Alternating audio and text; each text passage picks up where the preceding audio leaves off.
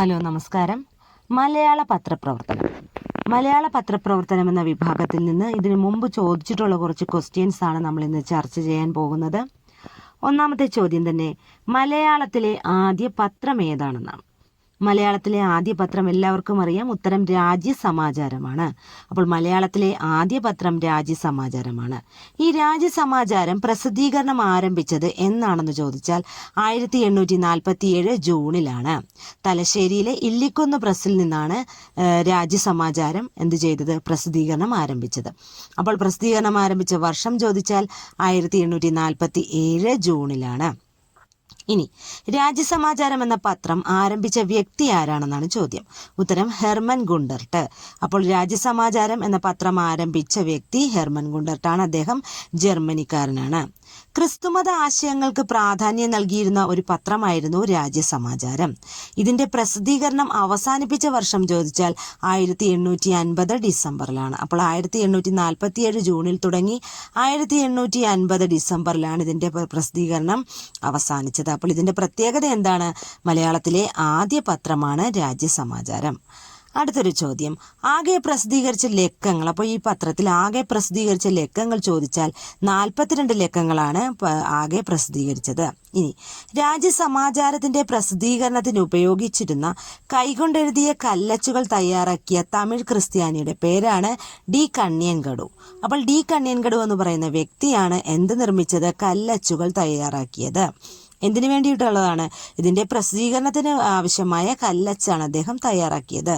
ഇനി അടുത്തൊരു ചോദ്യം, രാജ്യസമാചാരത്തിന് മുമ്പ് ഇല്ലിക്കുന്നിൽ നിന്നും ഗുണ്ടർട്ട് സ്ഥാപിച്ച ലിത്തോഗ്രാഫ് അച്ചുകൂടത്തിൽ നിന്നും പ്രസിദ്ധീകരിച്ചിരുന്ന മാസികയാണ് മലയാള പഞ്ചാംഗം. അപ്പോൾ മലയാള പഞ്ചാംഗത്തിന്റെ ഒരു പ്രത്യേകത എന്താണ്?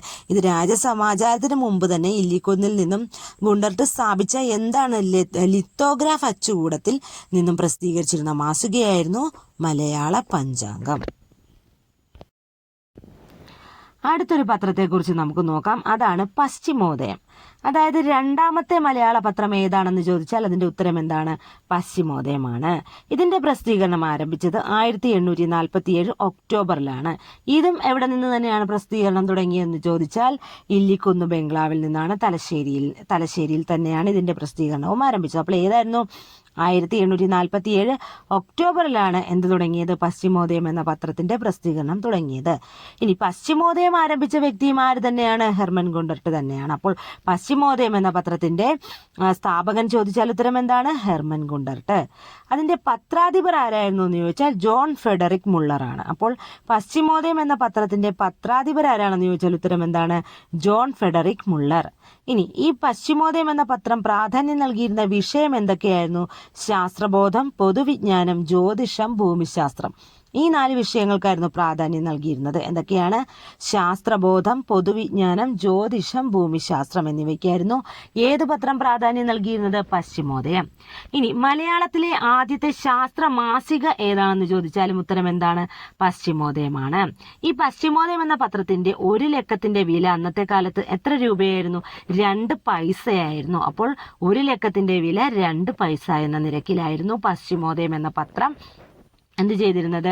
വിറ്റുകൊണ്ടിരുന്നത്. ഇനി ഹെർമൻ ഗുണ്ടർട്ടിന്റെ കേരളപ്പഴമ, കേരളോൽപ്പത്തി എന്നീ ഗ്രന്ഥങ്ങൾ ആദ്യമായി പ്രസിദ്ധീകരിച്ച പത്രമാണ് പശ്ചിമോദയം. അപ്പോൾ പശ്ചിമോദയം എന്ന പത്രത്തിലാണ് ഹെർമൻ ഗുണ്ടർട്ടിന്റെ കേരളപ്പഴമ, കേരളോൽപ്പത്തി എന്നീ ഗ്രന്ഥങ്ങൾ ആദ്യമായിട്ട് പ്രസിദ്ധീകരിച്ചത്.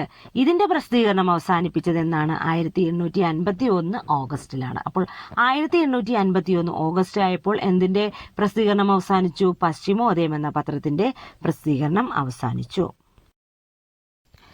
ഇനി നമ്മൾ പഠിക്കാൻ പോകുന്ന പത്രമാണ് ജ്ഞാനനിക്ഷേപം. എന്താണ് ഈ ജ്ഞാനനിക്ഷേപം എന്ന് പറഞ്ഞാൽ? അത് മലയാളത്തിലെ 3ാമത്തെ പത്രമാണ്. അപ്പോൾ നമ്മൾ പഠിച്ചു, മലയാളത്തിലെ 1ാമത്തെ പത്രം രാജ്യസമാചാരമാണ്, 2ാമത്തെ പത്രം പശ്ചിമോദയമാണ്, അതുപോലെ തന്നെ 3ാമത്തെ പത്രം ചോദിച്ചാൽ എന്താണ്? ജ്ഞാനനിക്ഷേപമാണ് മലയാളത്തിലെ 3ാമത്തെ പത്രം. ഇനി ഇതെവിടെ നിന്നാണ്? ഇതിന്റെ പ്രത്യേകത ഇത് തലശ്ശേരിയിൽ നിന്നല്ല, ഇത് എവിടെ നിന്നുള്ളതാണ്? തിരുവിതാംകൂറിൽ നിന്നുള്ള ആദ്യ പത്രം കൂടിയാണ് ജ്ഞാനനിക്ഷേപം. അപ്പോൾ മലയാളത്തിലെ പത്രങ്ങളിൽ ആദ്യത്തെ 3-ാം സ്ഥാനമാണെങ്കിൽ പോലും തിരുവിതാംകൂറിൽ നിന്നുള്ള പത്രങ്ങളിൽ ആദ്യത്തെ പത്രമാണ് എന്ത്? ജ്ഞാനനിക്ഷേപം. എന്നായിരുന്നു? 1848 എവിടെയാണെന്ന് ഇത് പ്രസിദ്ധീകരിച്ചതെന്ന് ചോദിച്ചാൽ CMS പ്രസ് കോട്ടയം. അപ്പോൾ കോട്ടയത്തുള്ള CMS പ്രസ്സിൽ നിന്നാണ് എന്ത് പ്രസിദ്ധീകരണം ആരംഭിച്ചത്? ജ്ഞാനനിക്ഷേപം എന്ന പത്രം പ്രസിദ്ധീകരണം ആരംഭിച്ചത്. വർഷം ചോദിച്ചാൽ 1848. ഇനി അച്ചുകൂടം ഉപയോഗിച്ച് പ്രസിദ്ധീകരിച്ച ആദ്യ മലയാള പത്രമാണ് ജ്ഞാനനിക്ഷേപം. അപ്പോൾ അച്ചുകൂടം ഉപയോഗിച്ച് പ്രസിദ്ധീകരിച്ച ആദ്യ മലയാള പത്രം ചോദിച്ചാൽ ജ്ഞാനനിക്ഷേപമാണ്.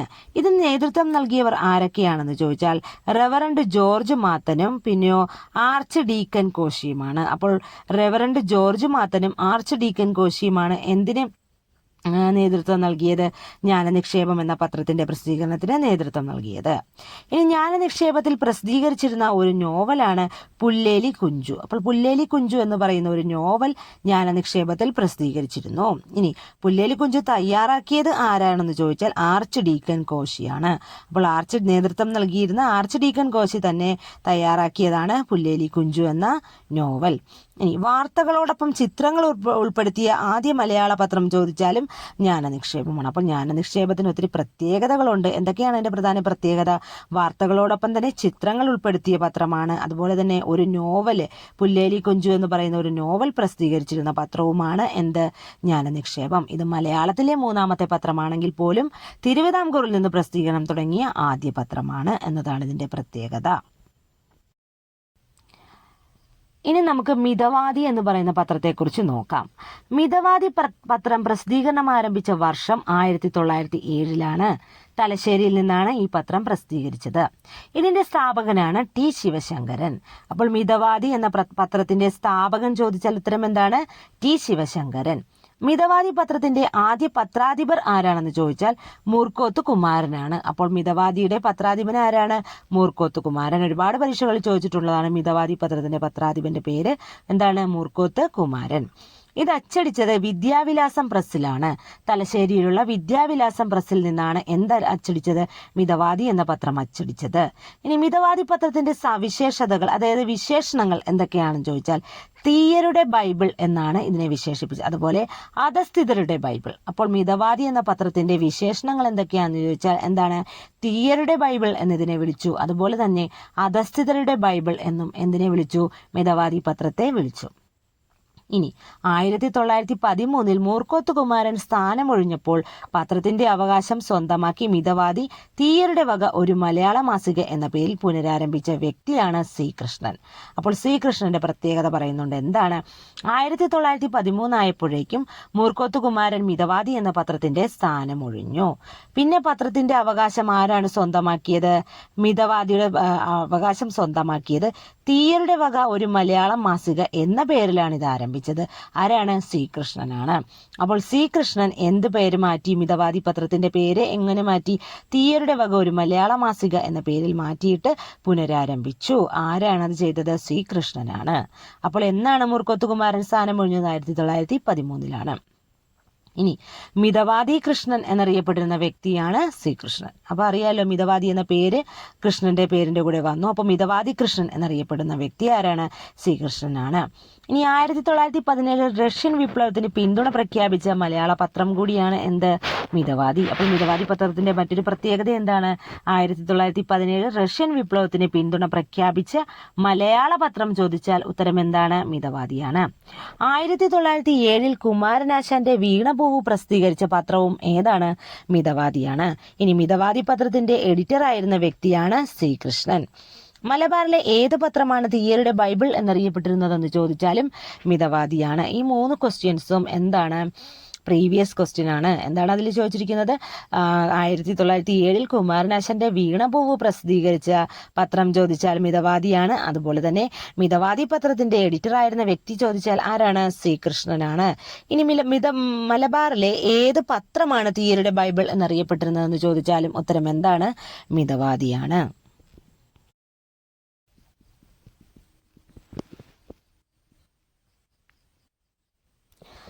അടുത്തതായിട്ട് മലയാളി എന്ന് പറയുന്ന പത്രത്തെ നമുക്ക് പരിചയപ്പെടാം.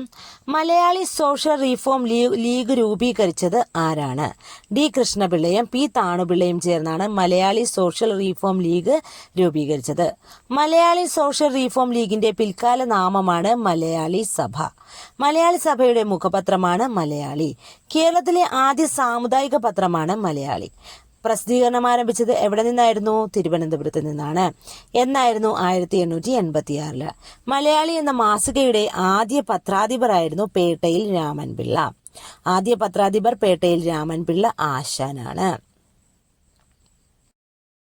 അടുത്തതായിട്ട് ഒരുപാട് പരീക്ഷകളിൽ ചോദിച്ചിട്ടുള്ള വളരെ പ്രശസ്തമായ ഒരു പത്രമാണ് നമ്മൾ പരിചയപ്പെടാൻ പോകുന്നത്. അത് വിവേകോദയം. ഇത് പ്രസിദ്ധീകരണം ആരംഭിച്ചത് 1904 തിരുവനന്തപുരത്ത് നിന്നാണ്. എന്ത് പ്രസിദ്ധീകരണം ആരംഭിച്ചത്? വിവേകോദയം എന്ന പത്രം പ്രസിദ്ധീകരണം ആരംഭിച്ചത്. ഇതിന്റെ പ്രത്യേകത എന്ന് പറഞ്ഞാൽ SNDPയുടെ ആദ്യ മുഖപത്രമാണ് വിവേകോദയം. അപ്പോൾ SNDPയുടെ ആദ്യ മുഖപത്രം ഏതാണെന്ന് ചോദിച്ചാൽ വിവേകോദയമാണ്. ഇനി അതിന്റെ ആദ്യ പത്രാധിപർ ആരായിരുന്നു? M ഗോവിന്ദനായിരുന്നു. അപ്പോൾ വിവേകോദയം പത്രത്തിന്റെ ആദ്യ പത്രാധിപർ ചോദിച്ചാൽ ആരാണ്? M ഗോവിന്ദനാണ്. M ഗോവിന്ദന് ശേഷം വിവേകോദയത്തിന്റെ പത്രാധിപനായ വ്യക്തിയാണ് ആര്? കുമാരനാശാൻ. ഈഴവ ഗസറ്റ് എന്നറിയപ്പെട്ടിരുന്ന പത്രമാണ് വിവേകോദയം. SNDP യോഗത്തിലെ നിലവിലെ മുഖപത്രം ഏതാണെന്ന് ചോദിച്ചാൽ ഏതാണ്? യോഗനാഥമാണ്. അപ്പോൾ ഇത്രയും കാര്യങ്ങൾ നമ്മളൊന്ന് ഓർത്തു വെക്കണം. ആരായിരുന്നു ആദ്യത്തെ പത്രാധിപർ? M ഗോവിന്ദനായിരുന്നു. ഇനി M ഗോവിന്ദന് ശേഷം വിവേകോദയത്തിന്റെ പത്രാധിപനായ വ്യക്തി ആരാണ്? കുമാരനാശാനാണ്. വിവേകോദയം അറിയപ്പെട്ടിരുന്ന മറ്റൊരു പേരാണ് ഈഴവ ഗസറ്റ്. ഇത് എന്തിന്റെ മുഖപത്രമായിരുന്നു? SNDPയുടെ മുഖപത്രമായിരുന്നു. എന്നാണ് ഇത് പ്രസിദ്ധീകരണം ആരംഭിച്ചത്? 1904 തിരുവനന്തപുരത്ത് നിന്നാണ് പ്രസിദ്ധീകരണം ആരംഭിച്ചത്. SNDP യോഗത്തിന്റെ നിലവിലെ മുഖപത്രം ഏതാണ്? യോഗനാഥമാണ്. ഇനി അടുത്തൊരു ചോദ്യം, വിവേകോദയം എന്ന പ്രസിദ്ധീകരണം പ്രസാധനം ചെയ്തത് ആരാണ്? കുമാരനാശാനാണ്. ആരുടെ നേതൃത്വത്തിലാണ് വിവേകോദയം വാരിക പ്രസിദ്ധീകരിച്ചിരുന്നത്? അത് കുമാരനാശാന്റെയും M ഗോവിന്ദന്റെയും നേതൃത്വത്തിലായിരുന്നു വിവേകോദയം വാരിക പ്രസിദ്ധീകരിച്ചിരുന്നത്.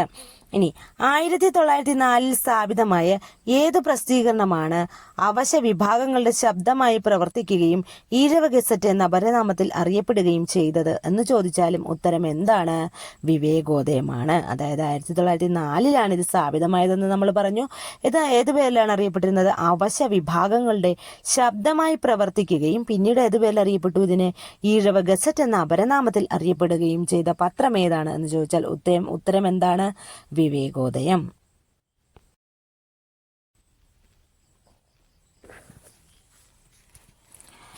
അടുത്തൊരു പത്രം നമുക്ക് പരിചയപ്പെടാം. അതിന്റെ പേരാണ് നസ്രാണി ദീപിക. ഇത് പ്രസിദ്ധീകരണം ആരംഭിച്ചത് 1887. ഇവിടെ നിന്നാണ്? കോട്ടയം ജില്ലയിലെ മാന്നാനം എന്ന സ്ഥലത്ത് നിന്നാണ് എന്ത് പ്രസിദ്ധീകരണം ആരംഭിച്ചത്? നസ്രാണി ദീപിക പ്രസിദ്ധീകരണം ആരംഭിച്ചത്. ഇതിന്റെ ആദ്യ പത്രാധിപനായിരുന്നു നിധീരിക്കൽ മാണിക്കത്തനാർ. അപ്പോൾ നിധീരിക്കൽ മാണിക്കത്തനാറാണ് എന്തിന്റെ ആദ്യ പത്രാധിപർ? നസ്രാണി ദീപികയുടെ ആദ്യ പത്രാധിപർ. ഇനി അടുത്തത്, നസ്രാണി ദീപികയിൽ ലേഖനങ്ങൾ എഴുതിയിരുന്ന പ്രശസ്ത വ്യക്തികളാണ് കേരളവർമ്മ വലിയകോയി തമ്പുരാൻ, AR രാജരാജവർമ്മ, KC കേശവപിള്ള എന്നിവർ. അപ്പോൾ ഈ പ്രമുഖരായ വ്യക്തികൾ എവിടെയായിരുന്നു? നസ്രാണി ദീപിക എന്ന പത്രത്തിൽ എന്തെഴുതിയിരുന്നു? ലേഖനങ്ങൾ എഴുതിയിരുന്നു. അവരാരൊക്കെയായിരുന്നു? കേരളവർമ്മ വലിയകോയി തമ്പുരാൻ, AR രാജരാജവർമ്മ, KC കേശവപിള്ള എന്നിവരായിരുന്നു. ഇനി നസ്രാണി ദീപിക ദിനപത്രമായ വർഷം ചോദിച്ചാൽ 1927.